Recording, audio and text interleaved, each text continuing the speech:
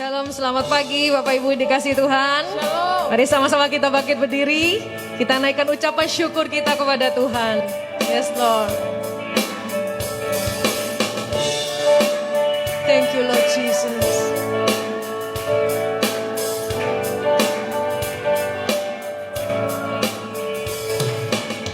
I came before you today, and there's just one thing that I want to say.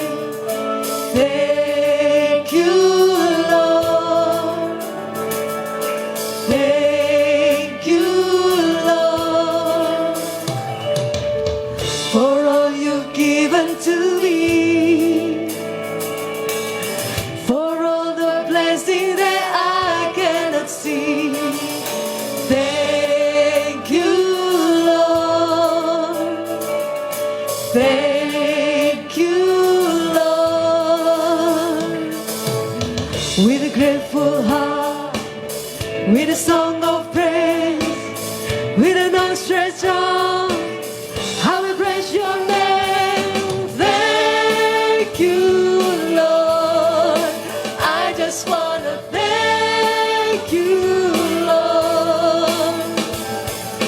Thank you, Lord. I just want to thank you, Lord. Thank you, Lord. Mari naikkan ucapan syukur kita. Yes, Lord. Thank you, Lord Jesus. For all you've done in my life,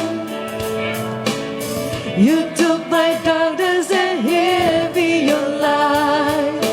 Thank you, Lord. Thank you, Lord. Thank you, yes, Lord. You took my sin and my shame. You took my sickness and healed all my pain. Thank you, Lord. Say thank you, Lord. Thank you, Lord. With a grateful heart, with a song of praise, with an outstretched arm, I will bless your name. Oh, thank you, Lord. I just wanna thank you, Lord. Thank you, Lord. Thank you, Lord. I just wanna thank you, Lord. Say thank you, Lord. Thank you, Lord. I just wanna thank you, Lord. I just wanna thank you, Lord. Thank you, Lord. I just wanna thank you, Lord. Thank you, Lord. Oh, we thank you, Lord. We thank you, Lord. My Jesus.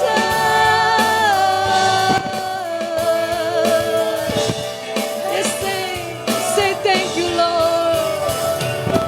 Thank you, Lord. Say thank you, Lord. Thank you, Lord. We thank you, Lord. Thank you, Lord. Oh, thank you, Lord. Thank you, Lord. With a grateful heart. With a grateful heart. With a song of praise. With an outstretched arm, I will bless your name. Oh, thank you, Lord. I just wanna thank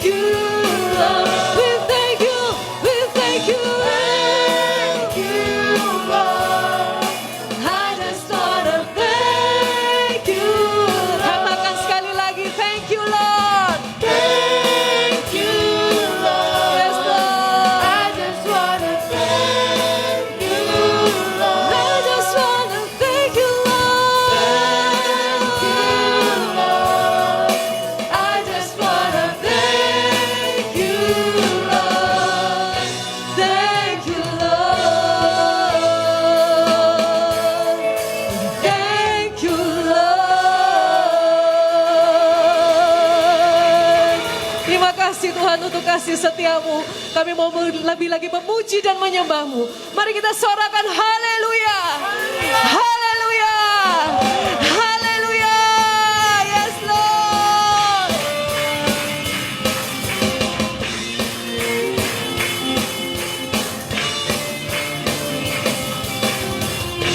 Yesus kau kekuatan di hidupku.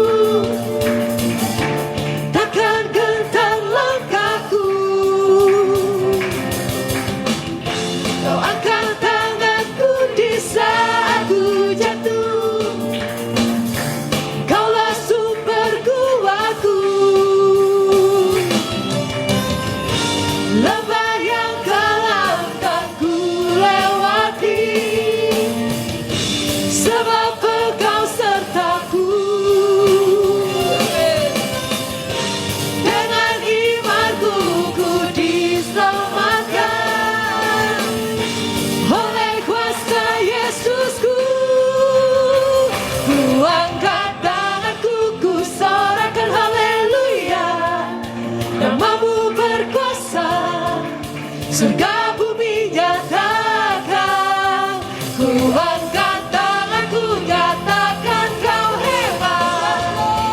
Allah yang perkasa, berkuasa selamanya.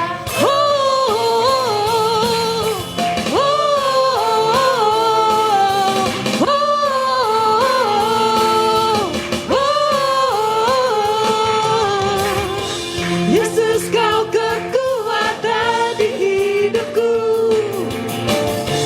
takkan gentar langkahku. Amin. Kau angkat tanganku di saat ku jatuh, kaulah sumber kuatku.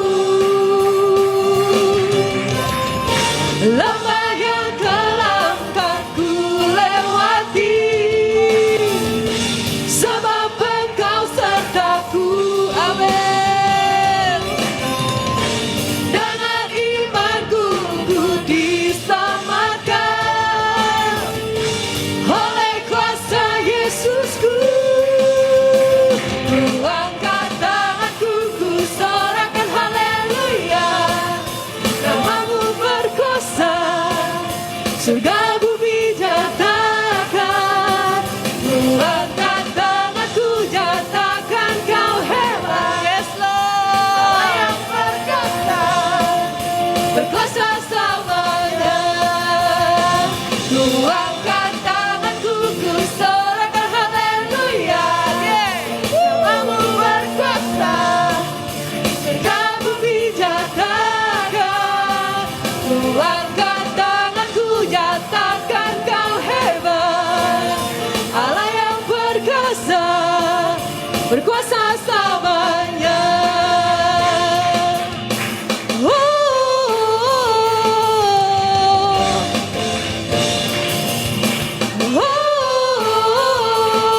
Mari sama-sama kita katakan, yes Lord.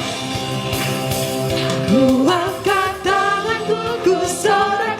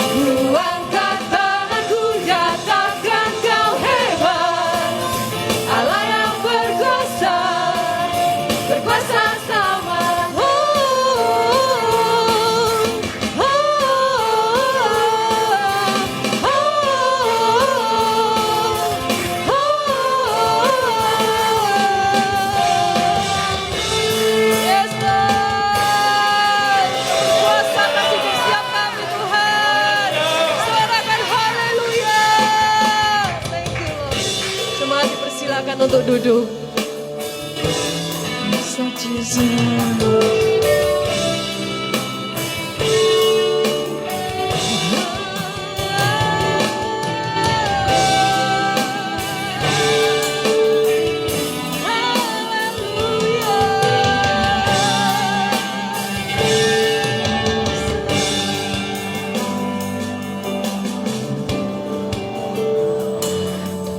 ada sebab anugerahmu, ku ada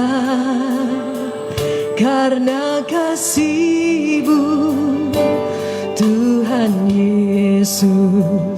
Ku berterima kasih buat kasih rahmat-Mu. Ku ada anak anugerah-Mu, ku ada karena kasih-Mu, Tuhan Yesus. Ku berterima kasih buat kasih rahmat-Mu. Terima kasih Yesus, Yesus, terima kasih. Hanya anugerah-Mu buat hidupku sekarang. Ku kan memuji-Mu selamanya. Mari sama-sama kita bangkit berdiri. Ku ada, katakan dengan sepenuh hati kita. Kita ada sampai hari ini karena anugerah-Mu Tuhan. Mari ucapkan syukur dengan pujian. Angkat suaramu. Tuhan Yesus, ku berterima kasih buat kasih rahmat-Mu. Terima kasih Yesus, Yesus, Yesus. Terima kasih hanya anugerah-Mu buat hidupku sekarang. Ku kan memuji-Mu selamanya. Terima kasih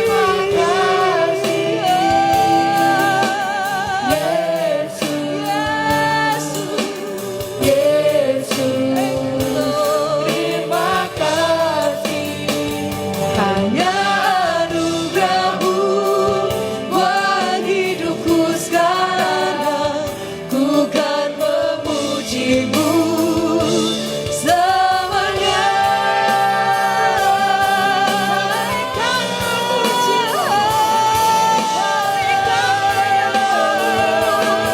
Kami sayangkan suara-Mu. Mari sembah Dia. Terima kasih buat kasih-Mu, buat anugerah-Mu. Terima kasih. Kami sembah Kau Tuhan. Terima kasih. Terima kasih Tuhan atas kebaikan-Mu, atas kemurahan-Mu. Mari sembahkan suara-Mu. Nyatakan kebaikan Tuhan. Ucapan syukur. Terima kasih Tuhan. Terima kasih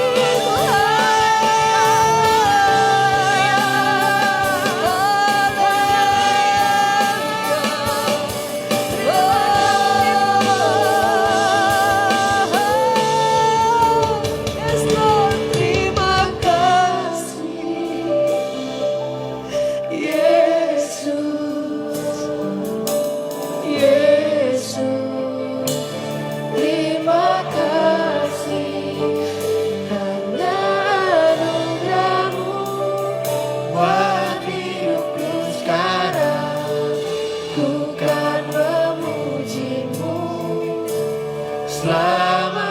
Mari sama-sama jemaat Tuhan katakan terima kasih. Katakan dengan segenap hatimu. Angkat suaramu, angkat tanganmu. Katakan dengan segenap hatimu, terima kasih Tuhan. Terima kasih. Terima kasih Tuhan.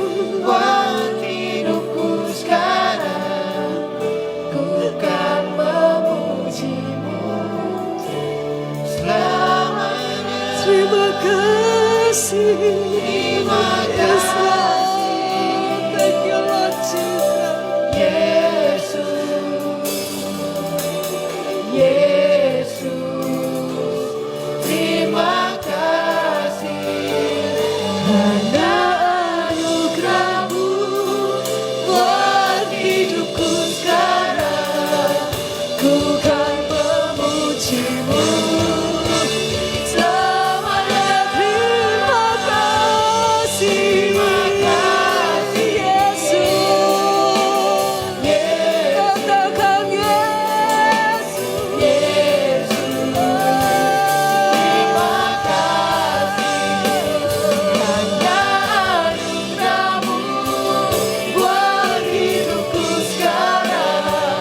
Ku kan memujimu selamanya, ku kan memujimu selamanya, ku kan memujimu selamanya. Kami memuji kebesaran-Mu Tuhan.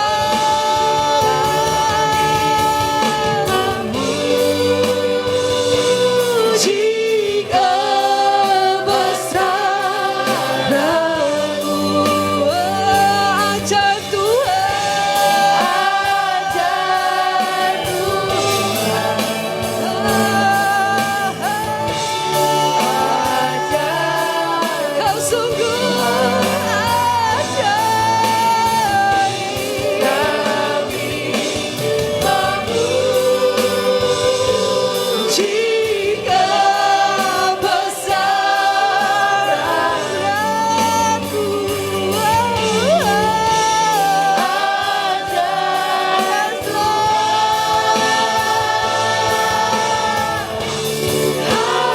kami memuji kebesaran-Mu. Ajaib Tuhan, yes Lord. Ajaib Tuhan, kami memuji-Mu. Memuji kebesaran-Mu. Kau sungguh ajaib.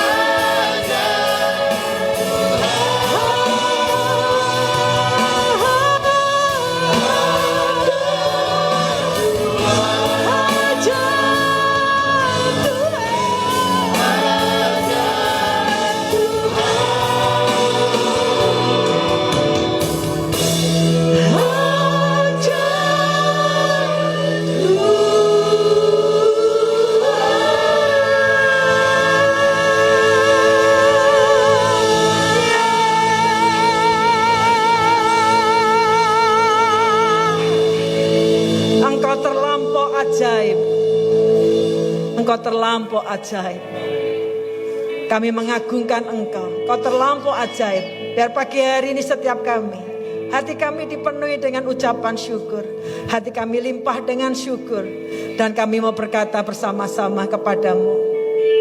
Dalam segala bahasa yang Engkau memahami Tuhan. Kami mau say thank you. Thank you Lord. Thank you Lord. Thank you. Bapak Ibu bisa ucapkan di tempat Bapak Ibu berdiri saat ini. Mengucap terima kasih dengan kata-kata suara yang bisa kedengaran. Walaupun Allah bisa mengerti bahasa hati.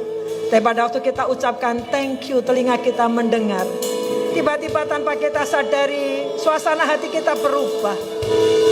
Suasana hati kita penuh dengan ucapan syukur. Thank you Lord. Thank you Lord. Terima kasih. Terima kasih. Terima kasih.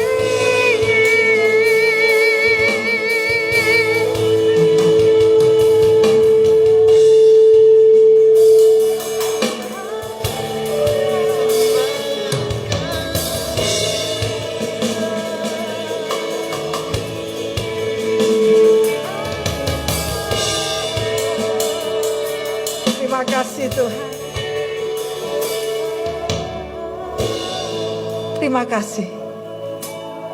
Kami berterima kasih. Banyak kebaikan yang Kau lakukan pada kami. Banyaklah yang Kau perbuat bagi kami.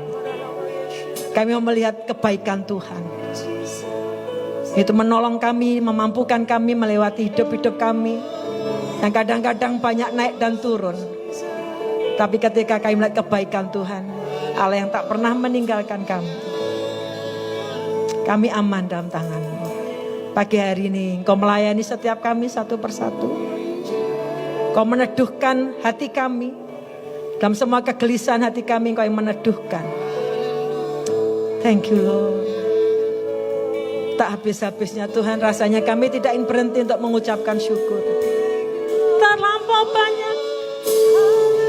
Terlampau banyak perbuatan-Mu. Terlampau banyak. Dan tak kami mengerti. Ya, ya, ya.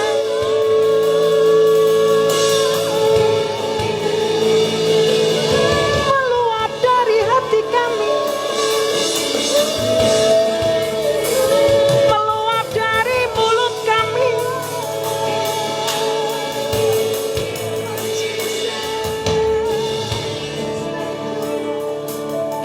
Terima kasih ya Roh Kudus. Terima kasih untuk kehadiran. Dalam ucapan syukur kami melihat pintu-pintu kesempatan dibukakan. Dalam ucapan syukur kami melihat mujizat mulai nampak dalam mata kami. Terima kasih Bapa, terima kasih.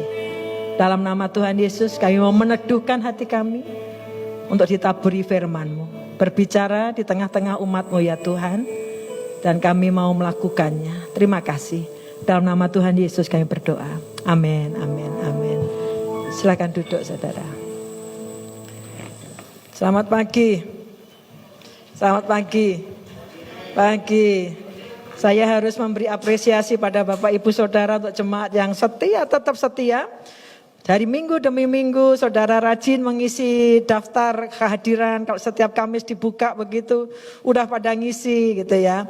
Ada yang pakai cara 2 minggu sekali, tapi ada yang setiap minggu tidak pernah bolong, hadir terus.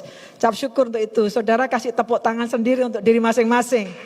Karena butuh usaha yang keras sebenarnya. Saya tadi kan saya ngobrol-ngobrol di belakang. Kalau jeda itu saya banyak ngobrol dengan seseorang, dengan orang lain, dengan jemaat saya ngobrol. Beberapa waktu yang lalu kan saya ditanya sama seorang misionaris. Dia tanya begini, Bu Lydia, jemaat yang di MDC Kute selamat semuanya kah? Waktu dia tanya begitu saya tahu maksudnya. Pandemi 2 tahun ini banyak mengambil. Entah itu keluarga kita, entah sahabat kita, entah orang-orang yang kita kenal. Saya bilang, puji Tuhan kami diluputkan dari pandemi itu, dalam arti walaupun di Surabaya full timer ada yang meninggal karena COVID, jemaat juga bukan hanya satu, banyak, dan saya masa-masa pandemi itu emosi saya naik dan turun. Dia tanya kedua, selama pandemi jemaat tetap stay semua enggak Bu Lydia? Saya ngerti maksud pertanyaan itu karena bagi banyak gereja sejak pandemi, gereja besar pun, gereja kecil pun banyak yang kehilangan anggota jemaatnya. Saya tahu itu. Banyak yang hilang. Saya bilang puji Tuhan. Jemaat diberi anugerah luar biasa, mereka tetap setia walaupun pandemi. Jemaat yang ngotot minta ibadah, bilang bagus Bu Lydia, walaupun ada yang hilang, 1, 2 tuh ada yang hilang. Tetapi saya bilang luar biasa. Kasih aplaus untuk Bapak Ibu semua. Ya, mari kita menjadi satu umat yang saling menyemangati. Amin. Hidup ini susah tapi jangan dibuat semakin susah. Hidup susah itu hal yang biasa karena kita hidup di bawah langit dan kita hidup di dunia yang berdosa. Sehingga bukan pertanyaan harusnya pada waktu Bapak Ibu, kenapa aku sakit Tuhan? Katanya Engkau penyembuh. Kita hidup di dunia yang berdosa. Kita bisa mengalami sakit.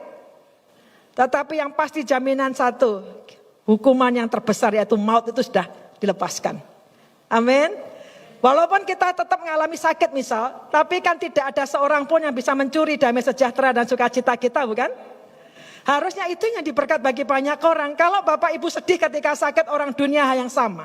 Tetapi ketika kita berkata, Tuhan bukan saya gembira dengan penyakit saya, tapi dalam kondisi yang sepertinya tidak bisa gembira, kami mau belajar Tuhan, Engkau pegang kendali. Kami mengucap syukur, Engkau yang memiliki semuanya. Dan Tuhan biar sukacitaku tetap, itu yang memberkati orang. Bapak Ibu tidak harus sembuh mujizat mata buta melihat, orang baru dapat berkat. Tetapi ketika melihat sukacita yang tidak bisa diberikan dunia, itulah yang membuat orang lain terheran-heran. Amin. Nah, menyambung seperti minggu lalu tentang gratitude, ucapan syukur, rasa syukur itu perlu dibangun. Berdoa supaya jemaat ini penuh dengan ucapan syukur. Karena ucapan syukur menjadi orang yang menjadi generous. Ucapan syukur juga produce worship. Orang yang mengucap syukur tiba-tiba tangannya terangkat. Mungkin tidak suka ngangkat tangan. Thank you Jesus. Itu otomatis kepingin. Kita mau bilang thank you ke Tuhan kan pasti ada loh. Thank you. Jadi menjadi jemaat yang bisa worship. Dan bicara pada pagi hari tentang a matter of the heart. Gratitude bicara tentang masalah hati. Bukan sesuatu yang dirangsang dari luar. Kamu harus begini, kamu harus begini. Bukan itu. Bapak Ibu dengan saya kita melakukan bukan karena takut ini takut itu. Karena hati kita sudah dirubah dulu oleh Tuhan. Kita lahir, Bapak Ibu dengan saya terlahir menjadi orang yang selfish, egois. Tapi ketika born again, lahir baru, kita dilahirkan dari Allah sendiri. Kita masuk dalam keluarga yang baru, yaitu Allah Bapa sebagai Allah kita, Bapa kita. Kita menjadi pribadi yang generous. Dan saya bersyukur jemaat ini sangat generous, kalau saya bilang very generous. Saya bilang begini, walaupun bukan jumlah yang menjadi ukuran saya, toh tetap persembahan yang masuk tidak pernah masuk kantong saya. Persembahan yang Bapak Ibu persembahkan, kurban, sacrifice itu selalu saya bawa ke pusat. Tetapi selalu saya memuji Tuhan. Bukan jumlahnya, bukan amount-nya. Saya bilang, Tuhan saya kenal jemaat ini. Masa pandemi ada yang terimbas, ada yang kesulitan. Untuk hidup aja susah. Tetapi saya tidak pernah menemukan korban perpuluhan, korban syukur. Saya bawa laporan ke Surabaya, zero, enggak pernah. Selalu ada, selalu ada. Di situ saya cuma bilang, Tuhan jemaatmu generous. Saya tahu jemaat ini bergumul. Untuk kehidupan sehari aja bergumul. Kadang-kadang saya juga ditangisi. Karena mungkin banyak yang gak tahu selama masa-masa awal. Banyak mahasiswa juga kadang-kadang WA saya langsung. Saya kenal beberapa walaupun tidak semuanya. Tapi saya harus berkata jemaat ini generous. Bukti yang kedua generousnya. Pada waktu pandemi beberapa orang mengalami kesulitan. Karena Bali terimbas sangat. Sulitan, beberapa orang hilang pekerjaannya, beberapa orang harus tetap bertahan, tetap hidup. Beberapa mahasiswa tidak bisa balik ke kampungnya karena memang terkendala semuanya.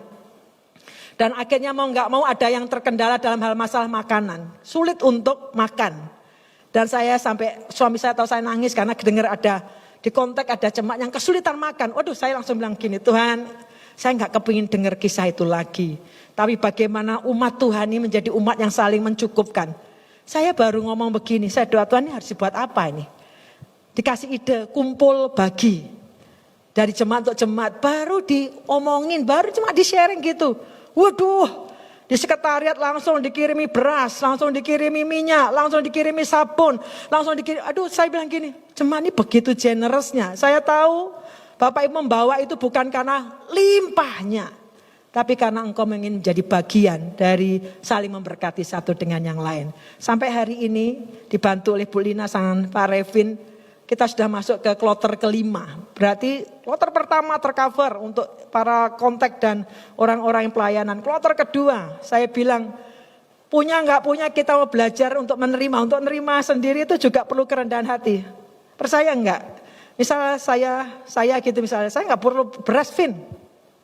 Tapi kalau saya dikasih beras, ya saya thank you aja. Itu bukan masalah saya butuh nggak butuhnya, tetapi kita lagi ngajar sama jemaat supaya memudahkan bagian admin. Terima semua aja deh dulu supaya gampang.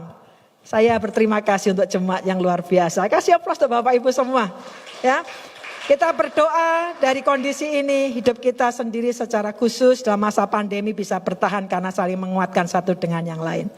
Saya akan bawa Bapak Ibu a matter of the heart tentang satu bagian yang saya mulai dengan bagian ini kitab Injil Matius. Kalau masalah hati kita semuanya selalu dari masalah hati. Saya akan tunjukkan kitab Matius pasal 7, nanti saya akan tunjukkan paralelnya karena ditulis di Injil satunya di kitab yang lain. Yang paralel artinya dia sama, disebut Injil sinopsis. Sinopsis artinya dilihat dengan angle yang sama semua. Kita akan lihat Matius 7. Matius 7 ayat 1 sampai 2. Jangan kamu menghakimi, supaya kamu tidak dihakimi. Karena dengan penghakiman yang kamu pakai untuk menghakimi, kamu akan dihakimi. Dan ukuran yang kamu pakai untuk mengukur akan diukurkan kepadamu. Di sini kita ngelihat satu prinsip, jangan menghakimi. Supaya kamu nggak dihakimi. Ukuran yang kita pakai, kalau saya mengenakan ukuran menghakimi segini ke Osi akan mengukurkan itu, Tuhan akan membalikkan ke saya seperti itu. Ukuran yang kamu pakai, mengukur akan diukurkan. Saya bawa ke paralelnya, kitab Lukas pasal 6. Agak sedikit detail, karena Lukas ini tabib, dokter. Jadi dia melihatnya lebih detail. Kalau Matius kan background nelayan jadi lebih general. Kalau Lukas ada lebih rinci. Ini yang saya bacakan. Janganlah kamu menghakimi, maka kamu pun tidak akan dihakimi. Dan janganlah kamu menghukum, maka kamu pun tidak akan dihukum. Ampunilah dan kamu akan diampuni. Ini ada yang lebih rinci lagi oleh Lukas. Berilah dan kamu akan diberi. Suatu takaran yang baik, yang dipadatkan, yang digoncang, dan yang tumpah keluar akan dicurahkan ke dalam ribaanmu. Sebab ukuran yang kamu pakai untuk mengukur akan diukurkan kepadamu. Bagian ini, teks ini khususnya yang ayat 38 seringkali dipakai pada waktu berkhotbah tentang persembahan, uang.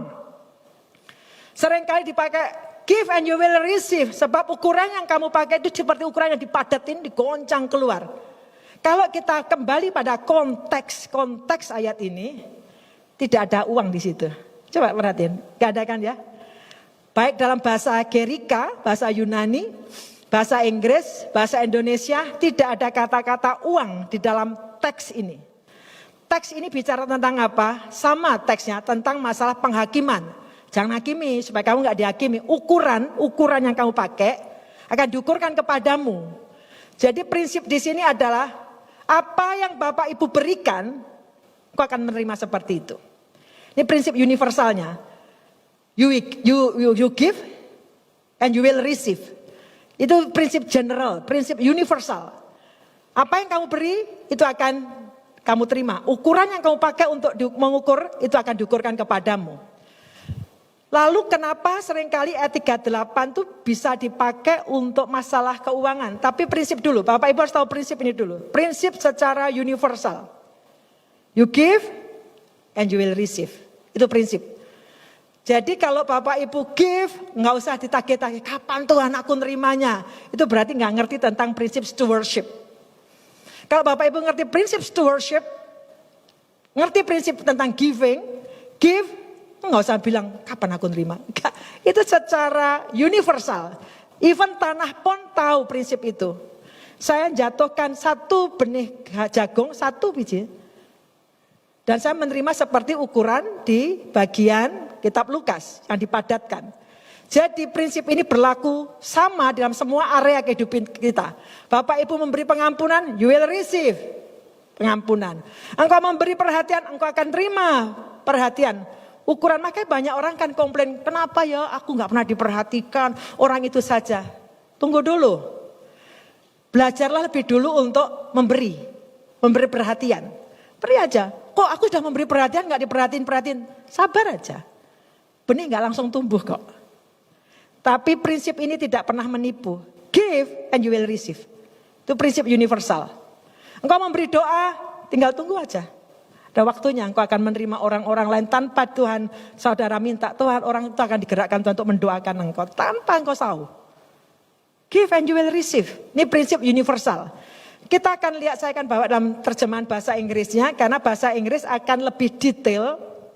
Ini kekayaan bahasa ya, yang suka bahasa. Bahasa Indonesia kadang-kadang ada pembatasan di dalam menerangkan sesuatu. Tapi bahasa Inggris, apalagi yang sekolah Alkitab mengerti bahasa Gerika, itu lebih detail lagi. Tapi saya akan bawa ke bahasa Inggrisnya. Give, kata Alkitab, give and it will be given to you. It, pakai kata-kata it. Kalau bahasa Indonesianya, berilah dan kamu akan diberi. Hanya itu. Tapi bahasa Inggrisnya, give and it will be given to you. It di sini boleh dimasukkan apa saja. Apa saja boleh dimasukkan di situ. Apa yang kau beri akan diterima. Ukuran. Jadi prinsipnya kan sama yang diulang oleh Matius sama Lukas. Ukuran yang kau pakai ngukur akan diukurkan kepadamu. Itu prinsip universal. Bapak Ibu melakukan prinsip ini, tinggal tunggu waktu, nggak usah diminta-minta, pasti ngalami. Give and you will receive. Nah, kata-kata it di sini kita bisa masukkan, jadi nggak salah ketika pakai ayat ini tentang, oh kok persembahan pakai ini? Bisa sebenarnya. Hanya kadang-kala orang tidak tahu bahwa konteksnya ini adalah penghakiman. Hanya kalau balik kepada terjemahan bahasa Inggris, boleh, bisa.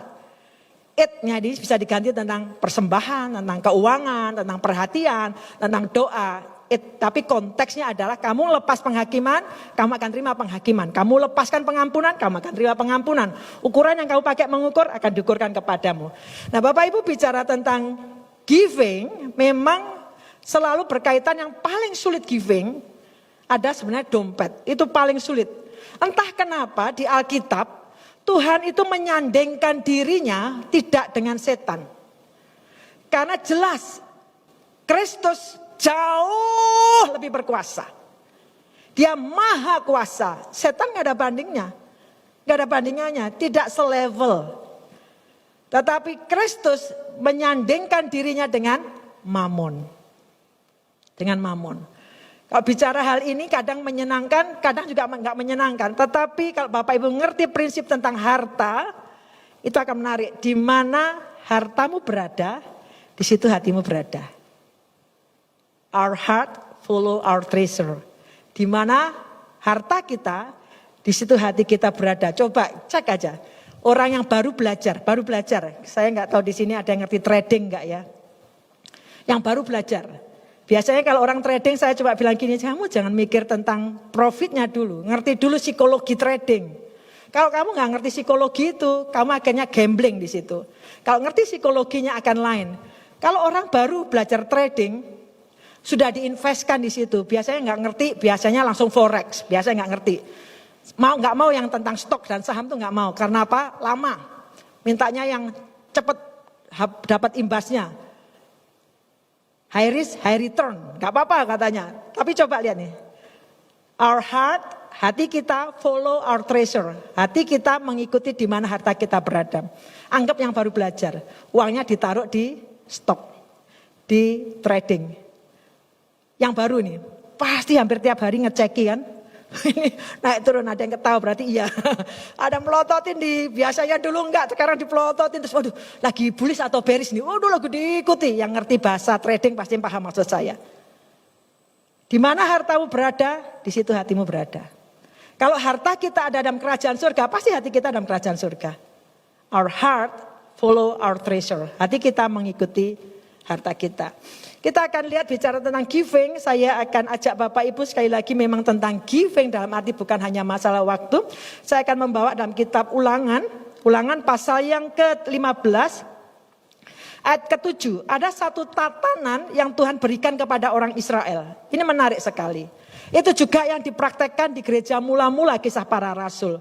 Jadi sekiranya ada di antaramu seorang miskin, di antaramu, di antara saudara. Jadi orang Israel Tuhan ngasih aturannya jelas. Ada Gentiles, Gentiles itu adalah non-Yahudi dan orang Yahudi, umat Allah. Itu pemisahnya jelas. Kalau saya kecilkan sekarang, gereja, saya berbicara kepada gereja, umat Allah. Saudara dengan saya gereja, umat Allah. Sekiranya ada di antaramu seorang miskin, salah seorang saudaramu, bukan Gentiles, bukan orang asing, tetapi saudaramu. Di dalam salah satu tempatmu, di negeri yang diberikan kepadamu oleh Tuhan Allahmu. Orang Israel selalu diingatkan, Israel ingat ya, negeri yang kamu masuki bukan punyamu, bukan hasil usahamu, tapi aku yang memberikan. Dikatakan begini, maka janganlah engkau menegarkan hati ataupun menggenggam tangan terhadap saudaramu yang miskin itu. Jadi bicara dalam konteks bukan dengan orang luar tapi dalam kehidupan bergereja. Ini yang saya lebih ingin, soalnya Rasul Paulus juga mengingatkan lebih baik yang utama adalah memperhatikan saudara seiman dulu sebelum ke yang lainnya. Kita akan jadi berkat bagi orang lain tetapi perhatikan dulu saudaramu.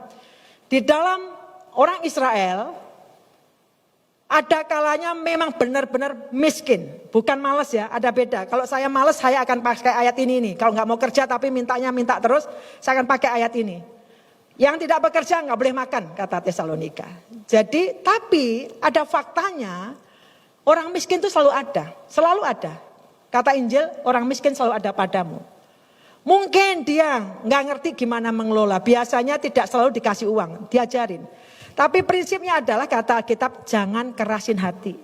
Banyak kali mungkin kita kecewa, pernah ditipu, pernah dimanipulasi. Dan kita kemudian menjadi pribadi enggak menutup hati. Alkitab bilang jangan kerasin hati. Jangan. Kalau pagi hari rasanya saudara mungkin pernah ditipu yang ngekut dirinya Kristen tapi nipu habis-habisan buat kau sengsara. Dan kau kemudian keras, Alkitab ngajar kita, jangan keras. Datang pada Tuhan aja, Tuhan aku mengampuni orang itu. Pengampunan itu artinya apa sih? Meletakkan orang itu di dalam tangannya Tuhan. Tapi membebaskan diri kita. Mungkin kita pernah berulang-ulang ditipu oleh orang Kristen. Dan akhirnya kita menjadi pribadi yang keras. Sekali lagi pagi hari ini, mari kita belajar untuk minta Tuhan gemburkan hatiku. Jangan keras. Kata Alkitab jangan engkau menegarkan hati. Apakah saya enggak pernah ditipu bolak-balik? Ditipu bolak-balik. Tapi saya doa sama satu Tuhan saya harus belajar. Supaya saya enggak mudah ditipu. Karena saya sering kali mempraktekkan ayat cuma setengah. Ndaklah kamu tulus seperti ular. Oh seperti apa? Ndaklah kamu tulus seperti merpati. Cerdik seperti. Kita terlalu tulus sehingga mudah ditipu. Atau terlalu cerdik sehingga gampang menipu. Jadi harus menjadi orang yang tulus itu masalah hati. Tapi juga harus wise, bijak. Tidak selalu karena berkali-kali ngalami ditipu. Saya nggak mau mengeraskan hati tapi saya minta Tuhan kasih saya hikmat. Bijak gimana ketika ada seseorang datang seperti ini. Apa yang harus saya lakukan. Tidak melulu harus kasih uang karena nggak mau repot kan. Kadang-kadang saya ajak dia berpikir, coba ini, kamu kerja ini, coba ini, bisa. Kalau dia bilang enggak bisa, berarti malas dia, ya kan, lain perkara. Jadi harus dididik, harus dibina, ada banyak area. Saya enggak bahas itu, tapi Alkitab berkata jangan negarkan hati, jangan keraskan hati. Ada 3 poin yang kita belajar dari teks ini, ayat berikutnya. Di ayat yang ke-9, hati-hatilah, satu alarm, hati-hatilah, umat Allah, be careful, hati-hatilah. Supaya jangan timbul di dalam hatimu pikiran dursila. Demikian, sudah dekat tahun ke-7, tahun penghapusan hutang. Dan engkau menjadi kesal terhadap saudaramu yang miskin itu. Dan kau tidak memberikan apa-apa kepadanya. Maka ia berseru kepada Tuhan tentang engkau. Dan hal itu akan menjadi dosa bagimu. Kalau ternyata ada orang yang perlu ditolong. Karena memang betul perlu ditolong, bukan masalah malasnya atau dan sebagainya. Tapi perlu ditolong. dan kau menutup hatimu, mengeraskan hati, orang itu berseru pada Tuhan, kata Alkitab itu akan menjadi dosa bagimu.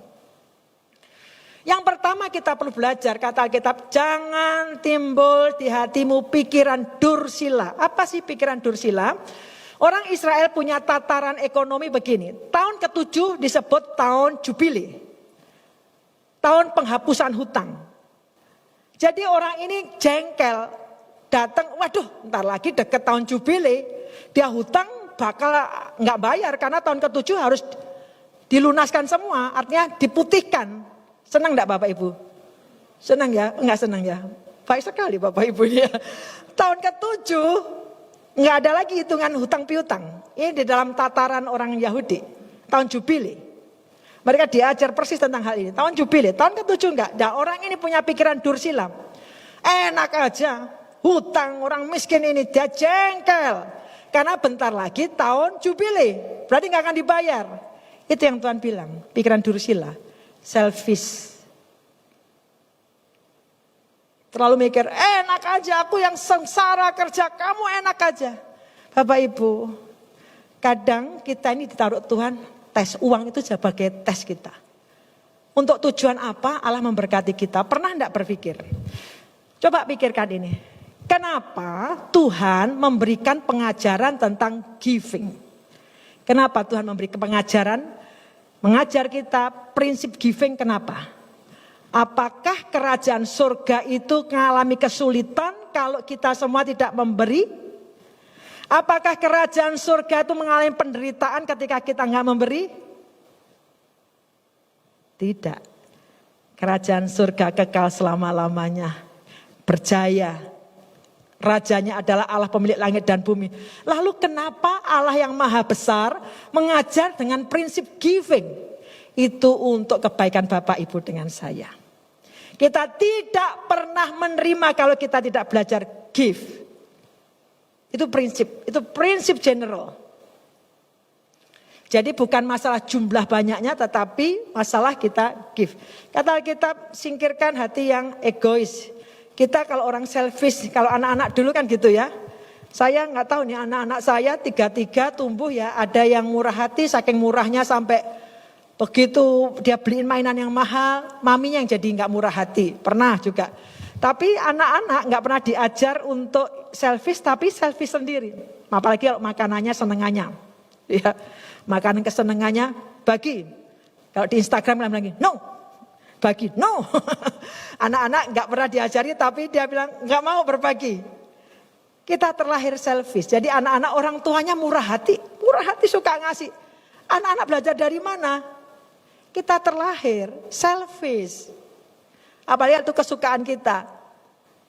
Nah kita belajar di sini. Orang selfish itu artinya begini, aku memberi untuk menerima. Selalu berpikir aku memberi, ini aku nerima nih. Kalau itu orang selfish. Tapi orang yang gak selfish adalah aku menerima, itu sebabnya aku memberi. Aku menerima anugerah Allah, itu sebabnya aku memberi. Aku menerima, itu sebabnya aku memberi. Jadi bukan aku memberi untuk menerima, tetapi aku menerima untuk memberi. Itu hal yang sama ketika dalam rumah tangga, pernikahan. Kalau saya konseling pranikah, kalau dia menikah hanya ingin mendapatkan perhatian pasangannya, rumah tangganya bakal kacau. Karena dia nuntut terus perhatian. Kalau saya bilang begini, kalau kamu tidak tuntas dengan kasih Kristus, kamu akan nuntut terus perhatian. Ketika pasanganmu tidak memperhatikan, kamu marah. Padahal kita ini adalah penyalur perhatian. Kita sudah menerima dulu, kita sembuh dari Tuhan dulu.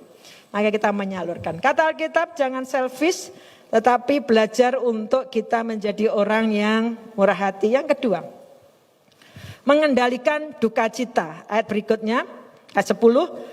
Engkau harus memberi kepadanya dengan limpahnya. Kalau dengar ini kan, ini bukan perintah saya loh Bapak Ibu.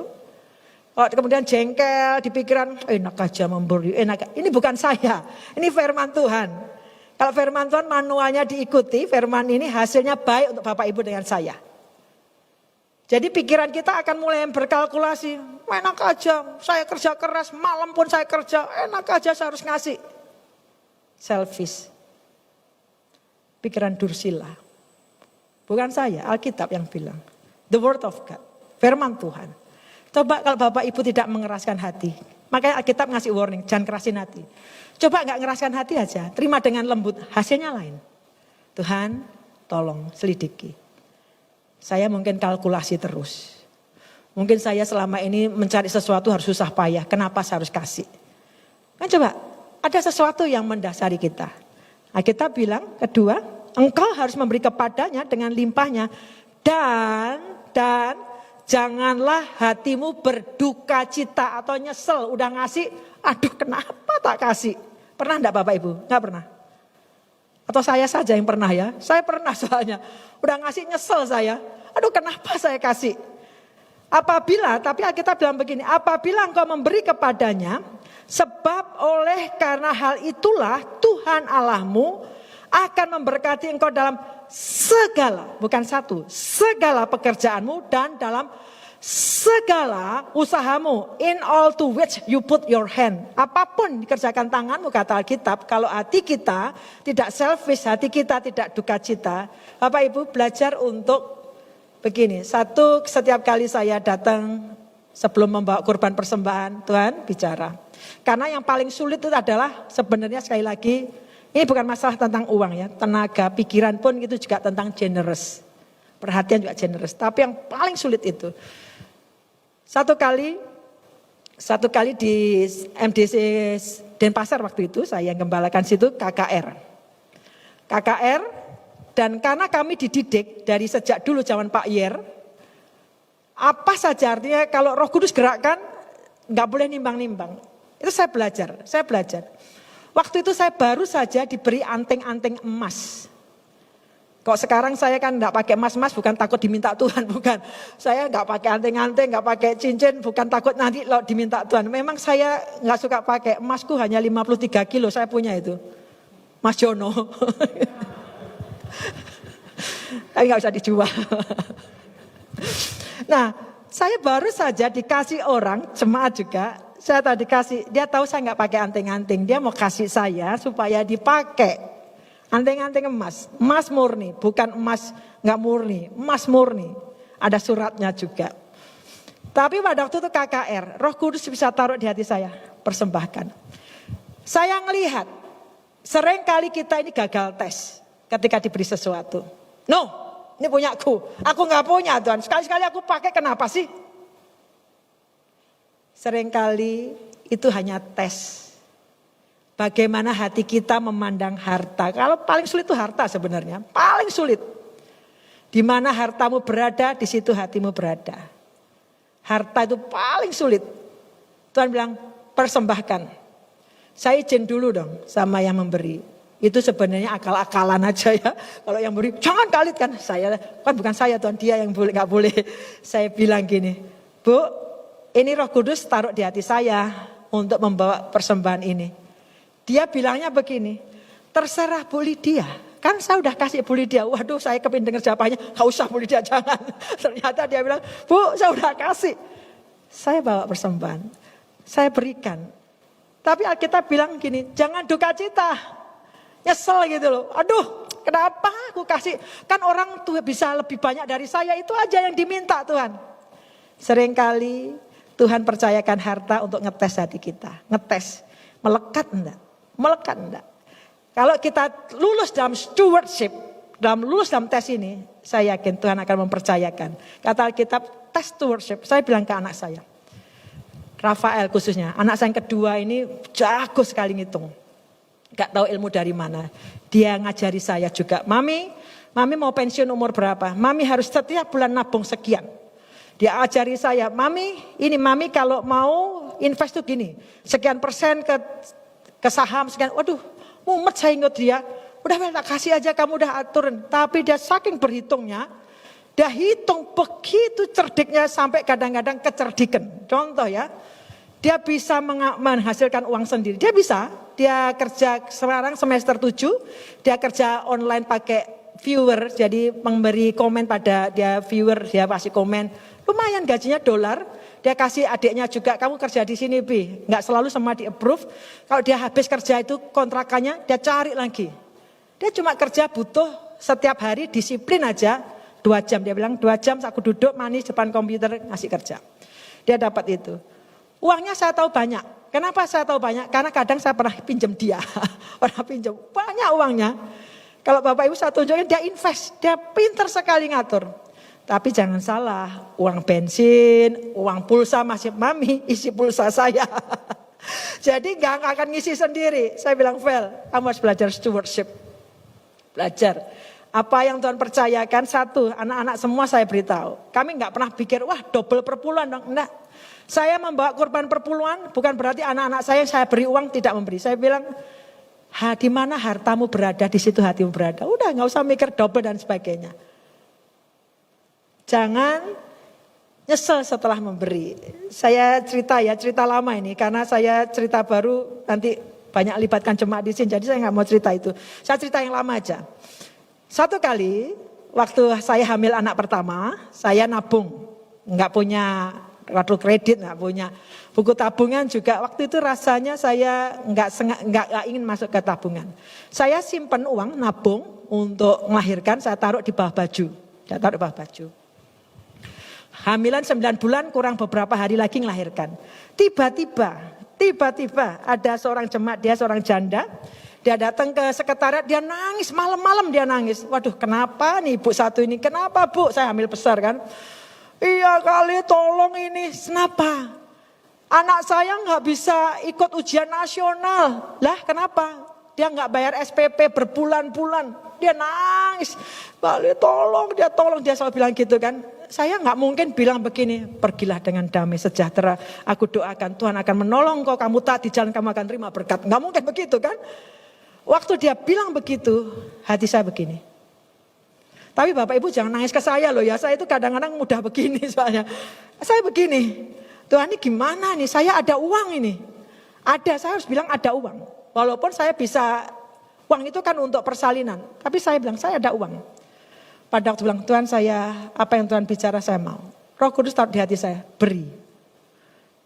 Waduh ini kurang berapa hari melahirkan. Ya udahlah saya orang simpel. Kalaupun toh saya berikan malam hari Tuhan mau buat mujizat pada saya, silahkan. Saya mau lulus saja dalam tes keuangan.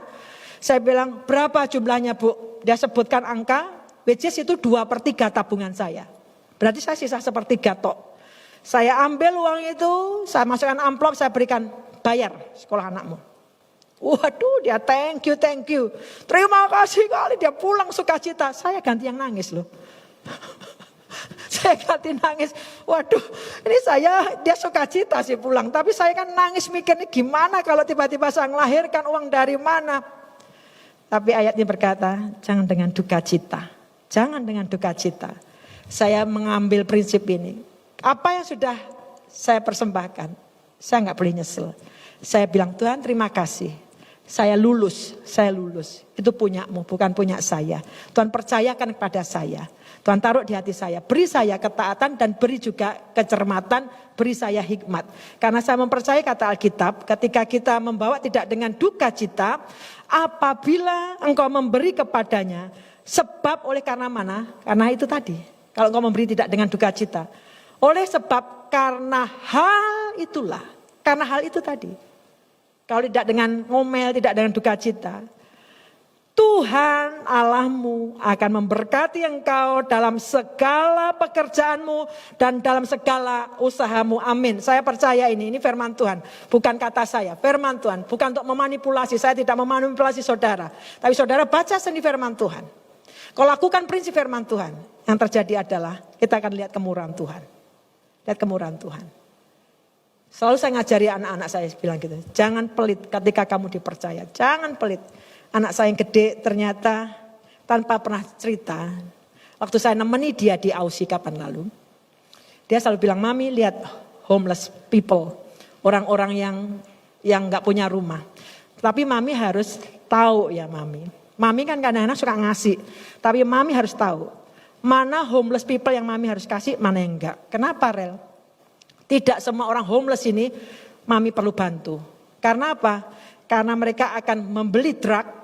Di sana kan bebas beli truk. Mami kasih uang dia akan beli truk. Dan dia akan habis terus, dia akan minta lagi. Tapi ada orang-orang yang benar-benar perlu Mami. Dia sudah kenal kan. Di Australia kan sudah dari sejak tahun 2015 dia tahu. Dia kasih saya begini. Mam, orang itu Mami kasih. Untuk itu saya butuh anak saya. Mengandalkan kepekaan Roh Kudus, ya, tetapi saya perlu anak saya. Satu kali anak saya cerita, Mami, kamu ngasih enggak Rel? Dia satu kali cerita, ada satu homeless. Orang ini benar-benar homeless, dia tahu orang ini perlu dibantu. Aku mau kasih, Mam. Uangku enggak ada. Apa yang kamu lakuin, Rel? Aku pergi ke bank, aku ambil uang. Saya tahu nih anak tuh bukan anak kebanyakan uang. Uangnya dia itu ekonomi pas. Tahu ya, anak-anak kos tahu ekonomi pas ya. Pas perlu ada, pas butuh ada gitu. Dia ekonomi pas. Tapi waktu dia cerita itu saya nangis. Saya bilang, Rel, kalau kamu melakukan prinsip ini, hidupmu itu under blessing dari Tuhan. Dia ambil dari bank, jumlahnya enggak sedikit, saya tahu untuk dia itu banyak. Dia berikan ke orang itu. Saya waktu itu mengucap syukur, kamu enggak nyesel Rel? Enggak. Aku tahu Ariel lebih baik dari dia. Ariel punya tempat untuk tinggal walaupun kos. Ariel masih bisa makan walaupun terbatas. Tapi orang itu enggak punya. Dia mungkin enggak bisa makan. Jangan dengan nyesel. Karena Alkitab dia akan memberkati engkau dalam segala pekerjaanmu dan segala usahamu. Yang terakhir. Ayat yang ke-14 sampai 15. Yang pertama tadi jangan selfish. Ayo kalau mulai pikirannya ada pikiran dursila macam-macam hitung-hitungan. Duduk dulu aja di bawah kaki Tuhan. Minta Tuhan koreksi. Minta Tuhan membukakan kebaikan Tuhan. Yang kedua jangan nyesel. Kalau sudah, aduh kenapa? Kalau itu berarti nyesel kan. Rugi udah ngasih nyesel. Gak nerima berkatnya. Yang ketiga kembangkan hati bersyukur. Dikatakan begini, engkau harus dengan limpahnya, generous. Kita punya Bapak Surgawi yang sangat generous. Saya percaya kita anak-anak Allah sangat generous juga, generous. Engkau harus dengan limpahnya memberi bekal kepadanya dari kambing dombamu, dari tempat pengirikanmu, dan dari tempat pemerasanmu. Lengkap ya, sesuai. Sesuai artinya sesuai apa yang Bapak Ibu punya. Sesuai dengan berkat yang diberikan kepadamu oleh Tuhan Allahmu. Haruslah kau berikan kepadanya. Sesuai. Kalau nggak sesuai nanti kayak saya. Tadi pagi saya cerita saya benar-benar tidak sesuai. Jadi saya nggak punya tapi harus cari segala macam cara hanya nolong orang. Tidak sesuai akibatnya saya harus terpuruk. Nah Bapak Ibu saya ingin cerita seorang misionaris. Dia ada di pedalaman. Dia butuh beras. Dia sudah doa sekali, 2 kali. Biasanya dia kalau berdoa, Tuhan tuh cukupkan, selalu mencukupkan. Dia doa. Berasnya gak datang-datang. Berasnya gak datang-datang. Tuhan kok berasnya gak datang-datang. Kami ini ada sesuatu apakah yang kami tahan sehingga beras itu gak datang. Apa yang sedang kami tahan. Yang harusnya orang lain nikmati tapi kami tahan sehingga saya berdoa untuk beras gak datang. Tuhan tuh tunjukkan kamu pergi ke basement. Ke ruang bawah tanah. Kalau di luar negeri ada ruang bawah tanah. Pada waktu dia di ruang bawah tanah, dia menemukan kejunya dia berlimpah. Keju. Dan Tuhan bilang potong-potong. Potong-potong. Dia nurut, dia potong-potong. Padahal kan dia minta beras, tapi dia berdoa, apa yang saya tahan yang membuat saya gak nerima beras. Dia potong-potong, dia bagi-bagikan ke beberapa orang. Salah satu penerimanya adalah ibu yang sangat tua. Ibu ini berterima kasih kepada misionaris ini. Dia bilang, saya doa cukup lama untuk dapat keju. Kalau kita kan gak makan keju gak apa-apa. Kalau di luar negeri itu ada orang yang bergantung dengan keju. Pada waktu misionaris dengar itu, dia bilang, Tuhan mohon ampun, aku menahan berkat-Mu yang harusnya aku salurkan, aku tahan. Ini saya tidak bicara tentang jumlah ya. Itu yang sering saya lakukan sih. Jadi semakin saya umur begini ini saya suka buka lemari. Mana yang harus diambilin, saya kirimin. Ambilin, kirimin. Tapi saya juga gak beli-beli lagi. Enggak, saya mikir Tuhan saya cukuplah, mencukupkan diri.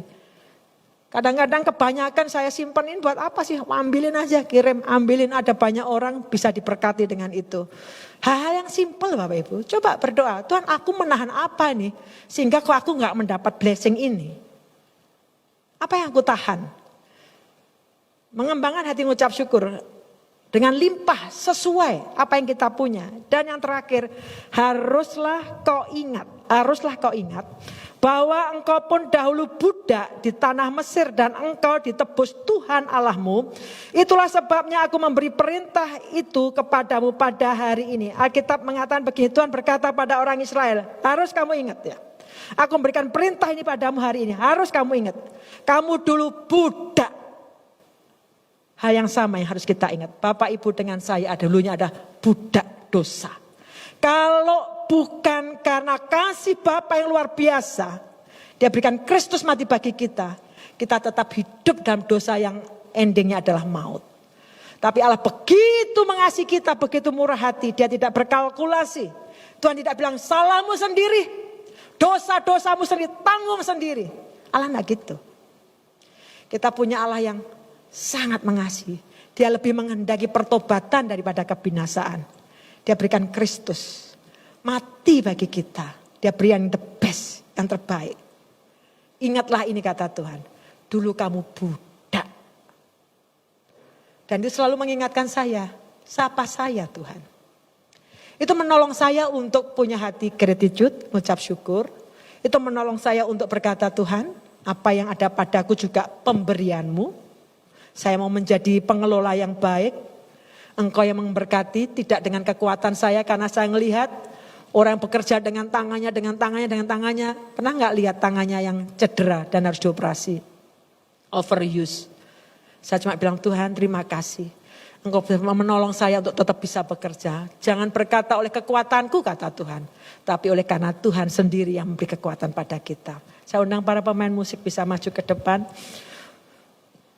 A matter of the heart. Semua tentang hati. Hati kita. Karena hati itu akan mempengaruhi apa yang kita lakukan. Pagi hari ini tutup mata kita dan tundukkan kepala kita datang pada Tuhan.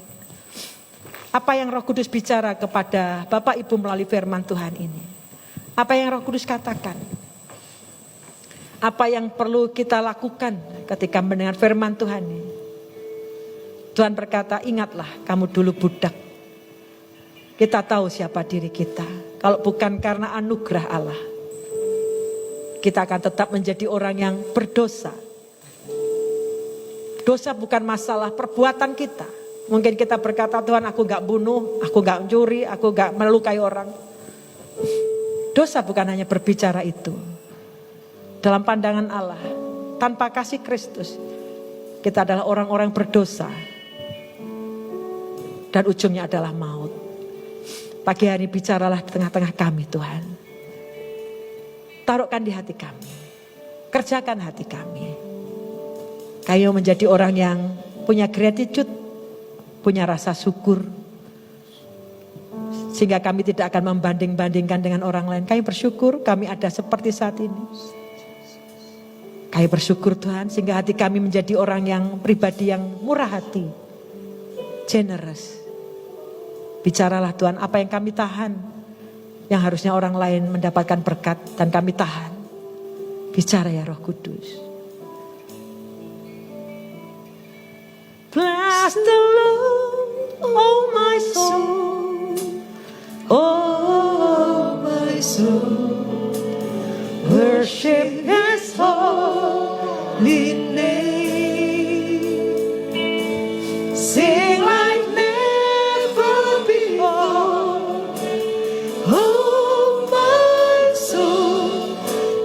worship your holy name. Bless the Lord. Bless the Lord, oh my soul. We bless you, Lord. Oh my soul. Oh my soul. Worship His holy name. Sing like never before. Sing like never before. Oh my soul. I worship your holy. Bolehkah kita berdiri bersama-sama? Bless the Lord, oh my soul, oh my soul, oh my soul. Worship His holy name. Hallelujah. Sing like never before. Oh my soul, I worship your holy name. pagi hari ini, biar firman ini yang berbicara pada setiap kita. Roh Kudus, Engkau berkata-kata lewat firman-Mu. Jangan biarkan hati kami tetap keras, karena kemarahan, karena pernah ditipu, yang mengaku dirinya sebagai orang Kristen. Kami ditipu. Tapi pagi hari ini supaya Roh Kudus tidak membuat kami keras hati.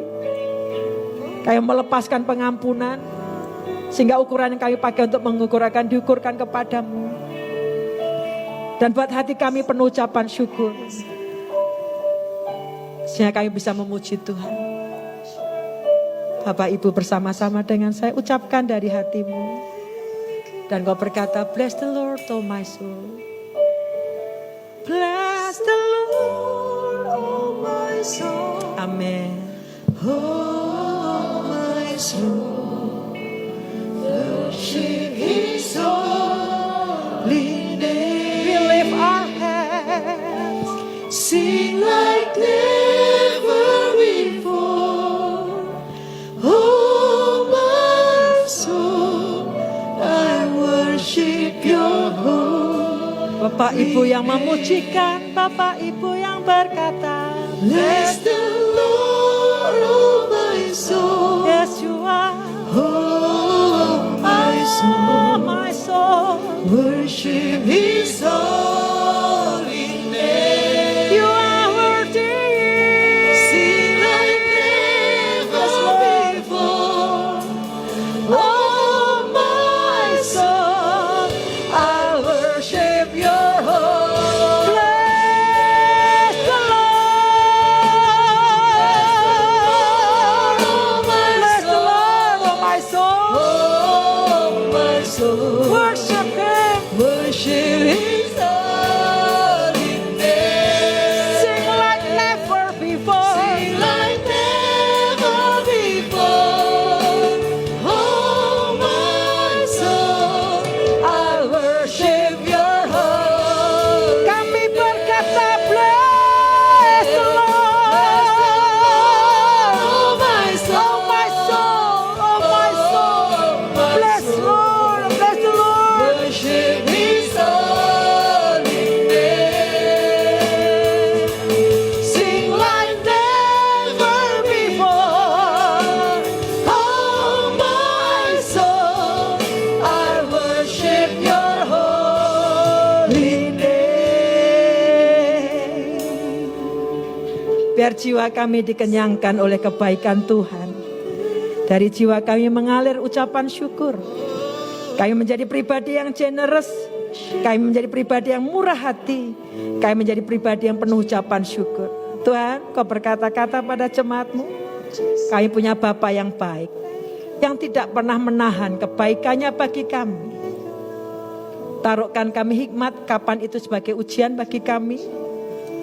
Berilah hati yang murah hati, tidak menggenggam bagi tangan kami sendiri. Biar tangan kami menjadi tangan yang menyalurkan. Menyalurkan doa, menyalurkan perhatian, menyalurkan pikiran, menyalurkan tenaga, menyalurkan harta. Seperti Engkau Tuhan, Kau Bapa yang generous. Kau tak pernah menahan kemurahan. Terima kasih. Dalam nama Tuhan Yesus. Amin. Mari sama-sama jemaat Tuhan kita bangkit berdiri. Kita akhiri dengan angkat satu pujian. Angkat tanganku, ku sorakan haleluya. Namamu berkuasa, segala bumi nyatakan. Ku angkat tanganku, nyatakan Kau hebat. Allah yang berkuasa, berkuasa selamanya. Ku angkat tanganku, ku sorakan haleluya. Namamu berkuasa, surga bumi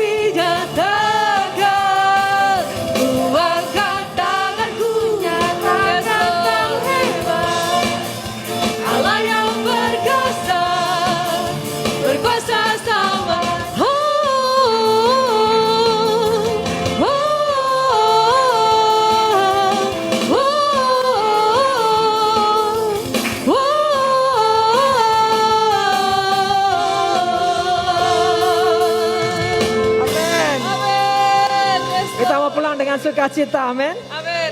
Hari kita datang kepada Tuhan. Tuhan, terima kasih, kami bersyukur Engkau bermurah hati kepada orang yang murah hati. Engkau berlaku setia kepada orang-orang setia. Tuhan, jemaat ini punyamu. Engkaulah kepala gereja, Engkau Bapa yang baik, Engkau memeliharakan kehidupan kami. Berdoa untuk setiap kami, baik kami yang student, yang mahasiswa, yang pelajar.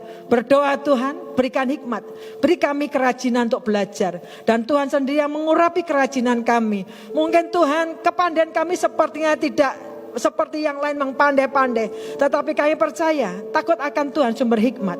Engkau berikan kami hikmat kepada pelajaran-pelajaran kami pelajari. Engkau berikan hikmat-Mu Tuhan. Tuntun kami. Setiap para mahasiswa Tuhan berkati. Di tempat lingkungan di mana mereka ada. Jadikan mereka berkat. Sehingga orang-orang ketika melihat para mahasiswa mereka diberkati oleh kehidupan mereka. Walaupun mereka masih muda tapi mereka menjaga hidupnya setia, kudus dalam Tuhan. Kami berdoa Tuhan di tengah-tengah di Pulau Bali ini. Kami berdoa Tuhan berkati para mahasiswa yang mereka merantau jauh dari orang tua. Bapa, kami berdoa biar mereka menemukan kasih keluarga itu dalam jemaat ini. Mereka mengalami kasih kekeluargaan dalam jemaat ini. Berdoa juga untuk setiap kami yang bekerja, pegawai Tuhan, orang-orang yang bekerja, mungkin pedagang juga. Kami berdoa Tuhan berkati kehidupan setiap kami. Engkau yang berjanji memberkati apa yang dikerjakan dengan kedua tangan kami. Berkati Tuhan. Tuhan, sumber berkat kami bukan dari mungkin pimpinan kami, tetapi ketika kami bekerja sungguh-sungguh seperti untuk Allah. Kami percaya Engkau bisa membukakan sumber berkat-Mu, karena Engkau Allah yang maha luar biasa. Kami juga memberkati setiap kami pengusaha tempat ini Tuhan, pelaku bisnis, Tuhan berkati.